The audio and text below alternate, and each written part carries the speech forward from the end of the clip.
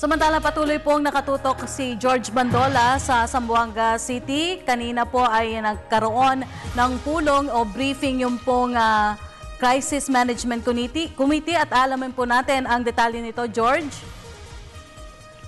Magandang hapon Maraming salamat, Rocky. At actually, habang nagkakaroon ng matapos yung pagkakaroon ng briefing ay tila ba din yung mga rebelding MNLF dahil nagsimula na naman ang intermittent firefights dito po sa bahagi ng Santa Catalina sa lungsod ng Zamboanga.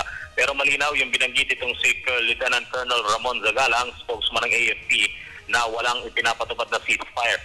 Bagamat sa isang ginawang briefing ng Crisis Committee, hindi totoong may ceasefire anya dahil patuloy umanong gumagalaw at nagpapaulan ng bala ang mga rebelding MNLF at gumaganti lamang ang pamahalaan. Ang malinaw naman ni Zagala sa pagpapatupad ng pamahalaan ng kanilang pagganti, tinatawag nila itong calibrated response kung saan gumaganti sila sa mga pinuputok ng mga rebelde sa paraang minimal lamang ang paggamit ng firepower upang maiwasang mabiktima ang mga walang malay na hostages ng mga ito. Sa pagtaya ni Colonel Zagala, nasa lagpas 100 pa o 140 the most ang member ng MNLF na kanilang kinakalaban sa ngayon at hindi pa matiyak o mahigit sa 100 din ang mga pinaniniwalaang hostages pa ng mga ito na patuloy din nilang iginagalaw.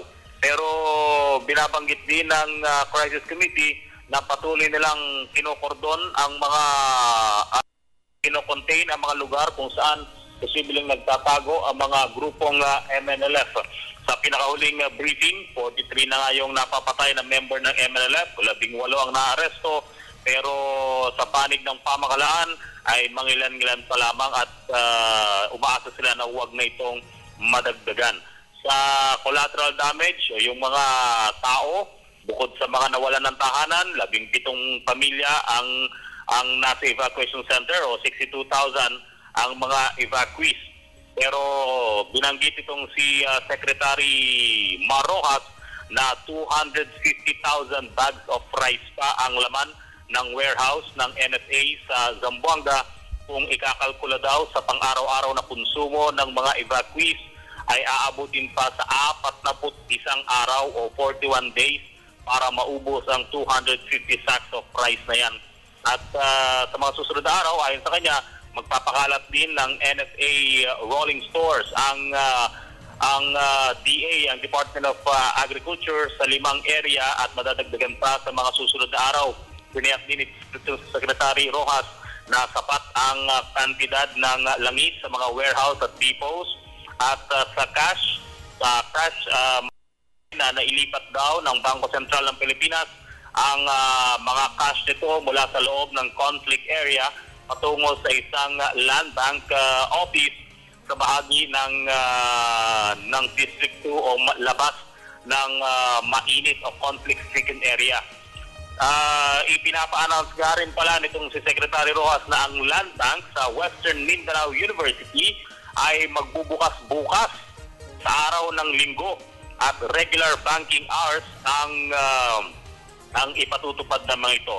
Tiniyak ng Crisis Committee na patuloy na makikita ang pamahalaan sa pagpapanumbalik ng normal na pangangalakal at pamumuhay ng mga Zamboangueño sa mga susunod na araw.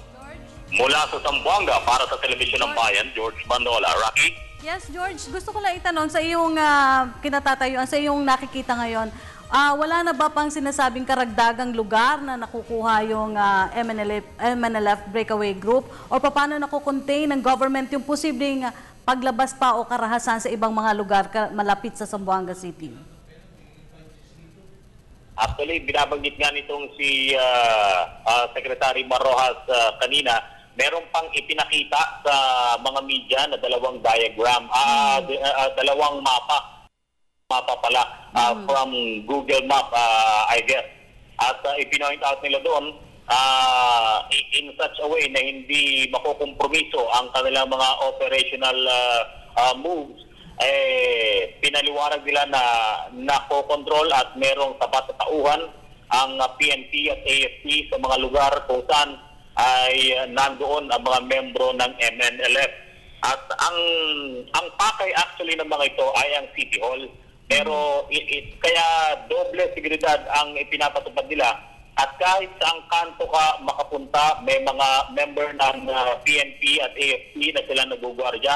At kahit tayo, red plate na yung sasakyan natin, marked vehicle pa, kinakailangan mag-roll down ka ng bintana mo, ipakilala mo yung sarili sa lahat ng kantong yan na pupuntahan mo bago doon makarating ka sa mismong City Hall kung saan kadalasang ginagawa ang briefing. O kaya bago ka makarating doon sa evacuation center kung saan malapit din doon yung sangguniang panglusod na pinaggaganapan din ng briefing pansamantala.